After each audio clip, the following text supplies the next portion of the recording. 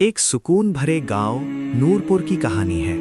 यहाँ सुबह नमाज की आवाज के साथ दिन खिलता और खेतों में लहलहाती फसलें दूर दूर तक नजर आती। गांव के चौराहे पर हर रोज एक अनोखी दृश्य देखने को मिलता। एक बहुत पुरानी साइकिल जिस पर लकड़ी का एक डिब्बा लदा रहता। इसके पास चटाई बिछाकर बैठती थी अम्मी जान। अम्मी जान की उम्र 70 के पार थी। सफेद चादर ओढ़े, चेहरे पर गहरी रेखाएं जो हर मुश्किल दौर की गवाह थी। लेकिन आंखों में एक ऐसी रोशनी थी जो हार न मानने वाले इरादों की दास्तां सुनाती थी। वो सुबह अंधेरे में ही उठ जाती, अपनी झोपड़ी में आग जलाकर ताज़ी सब्जियां साफ करती, गाजर, मटर, पालक, बैंगन। फिर शुरू होता था उनका काम। देसी घी में जीरा, लौंग, दालचीनी का तड़का लगता। फिर चावल और सब्जियों को एक साथ पकाया जाता। उसमें एक खास मसाले का तेल डाला जाता जो पीढ़ियों से उनके घर का राज था।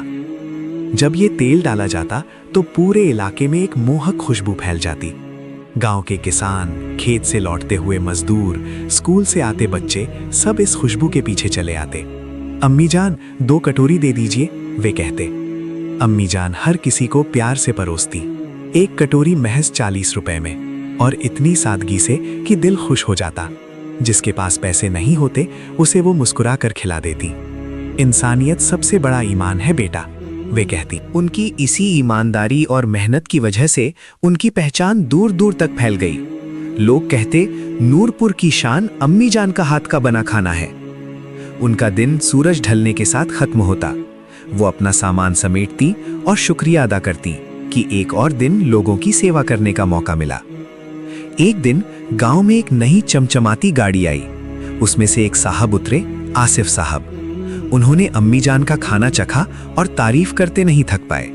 अम्मी जान, ये स्वाद तो अद्भुत है। उन्होंने कहा, मैं शहर में एक बड़ा रेस्टोरेंट खोल रहा हूँ।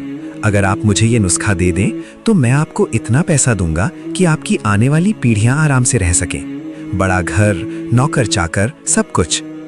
अम्मी जान ने पहले तो मना कर दिया।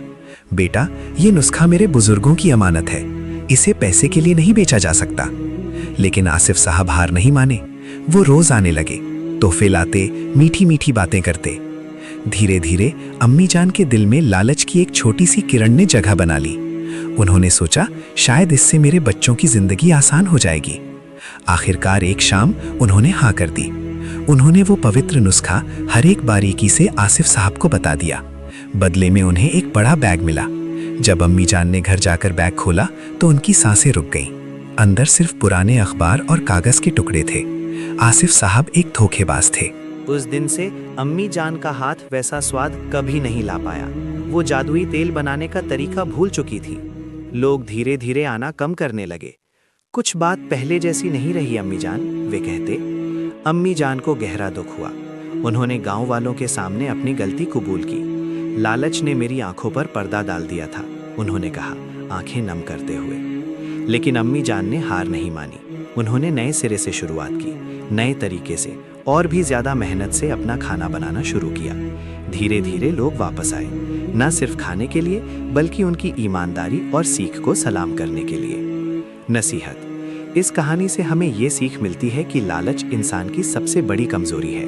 ये हमारी नेक नीयत और कीमती विरासत दोनों को छीन सकता है। असली खजाना हमारी मेहनत, ईमानदारी और संतोष में छुपा होता है। जो आपके पास है उसकी कद्र करो, क्योंकि बहुत बार लालच में हम वो भी खो बैठते हैं जो पहले से हमारे पास था। ईमानदारी की रोटी चाहे सूखी हो लेकिन दिल को सुकून देती है।